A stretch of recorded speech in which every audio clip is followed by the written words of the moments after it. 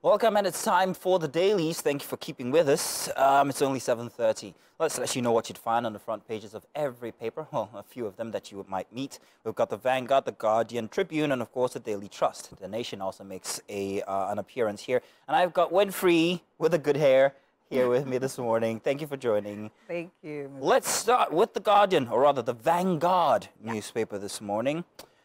Front and center for the Vanguard, big headline meets you for a Monday. FG fights inflation, mops up 5 trillion naira to raise interest rates. I think that already happened kind of like last week. Reprise fixed income yields. CBN meets foreign investors over FX reforms. NPR hike says there will be free entry and exit. At the top for the Vanguard, how Oshoba facilitated my emergence as Alakese's Oba Gbadebo. And Nigeria, Qatar sign agreement on education, solid minerals, and others. Tinubu to Qatar investors report any bribe-seeking cabinet member. That one was very, it was a happy tale to hear that we actually finally got that relationship going. If you remember from last week, there was this suggestion that we weren't going to have that meet with the Qataris, but good to see that that's happened and that something's going to come out of that, especially with the solid minerals, because Nigeria is such a rich place with so many minerals that we have not yet tapped. Or perhaps maybe we have tapped into them, but we're not doing enough when it comes to all of these.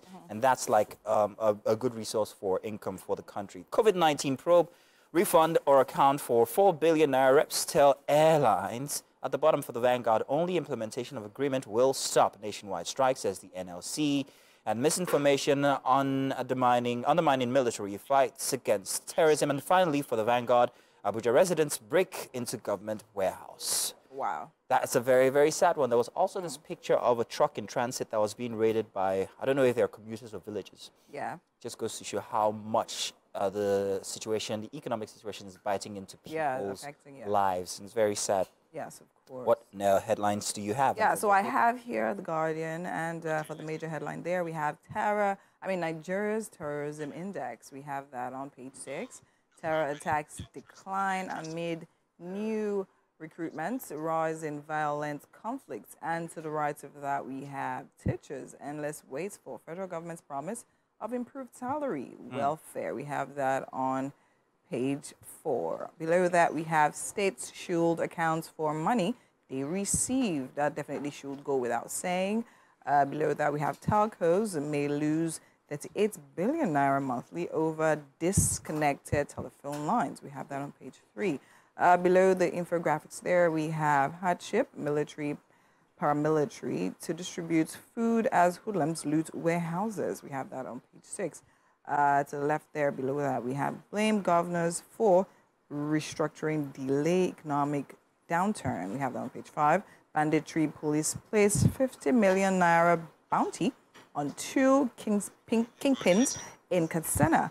Below that, on the strip there, we have expert blame social media for mass failure in WAEC, others, and we have that on page 9. So I think, what catches my eye here again is the loot on the warehouses. I think more than one case reported. Yeah, more than one case reported. So it's something that literally happens when, everyone is under pressure, everybody's trying to get ahead and things like that. But then again, it should definitely be guarded against. So, yeah. The chart for The Guardian also caught my eye with the infographic regarding worst attacks in Nigeria and all the dots, especially all the way up in the north. But the major concern is that Delta State actually is on the list here for 145 incidences happening around that area and all down the creek, all down the Delta, Bayelsa and all the rest. That's very, very worrying because these are routes or routes that people... Yeah. I'm very, very cognizant with. Imagine the amount of fear that brings currently. I'm going to move on now to the Nation newspaper. Yes. Nation newspaper's got these headlines here. The big one that meets you, Nigeria cleaning obstacle to investment, says president. And at the top, aspirant Aida Tiwa dash over governor's certificate. ICPC quizzes government officials over missing 3.4 billion naira IMF loan. And also fire raises 50 acres of palm trees, pineapples worth 150 million naira in Osun State. That's very sad.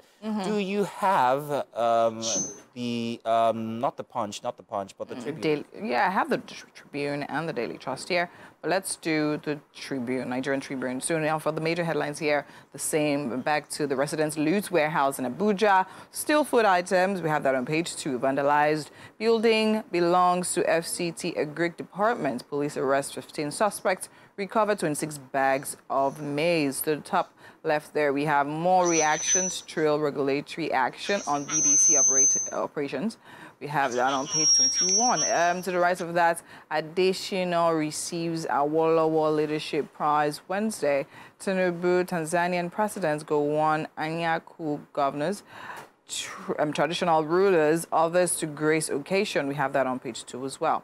And to the left of the image there of our presidents, we have the AFDB supports Nigeria with $134 million to cultivate rice, maize, cassava, soybeans. We have that on page 7. Construction materials price hike, pushing contractors into financial distress. We have that on page 7. Quantity surveyors.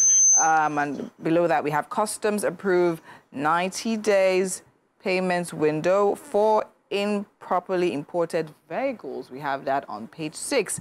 And below the image there, we have Nigeria, Qatar sign agreements on education, investments, others. Nigeria has best returns on investments. Tinubu says that. And below that, we have tells Qatari investors to report any official who asks for bribe. We have that on page 3. Now, yeah, I think that's a major one because there's no... Great headlines from the Tribune, actually, especially that for the customs and the approval of 90-day payment window for improperly imported vehicles. This is very interesting because what it's saying to me is if you've got illegal vehicles in Nigeria, giving you 90 days to actually come and get them properly registered and all of that, that's just saying that, hey, welcome all in all. If you smuggled in cars, that just is just, you know. You never know. I mean, the cops might be waiting. What advantage, however? I would have thought that perhaps maybe impound these vehicles and then auction them off. You never know. That might literally just be an invitation to treat. So, like, we have the police standing by waiting for you to come and Not saying that that's what's happening. Yeah. That's well, those are the headlines that we have for you this morning. Thank you very much for joining us. If you pick up any of these papers, you can leave a message for us using the hashtag WakeUpNigeria on TVC, and we'll get to read them. Use any of the platforms that are available to you.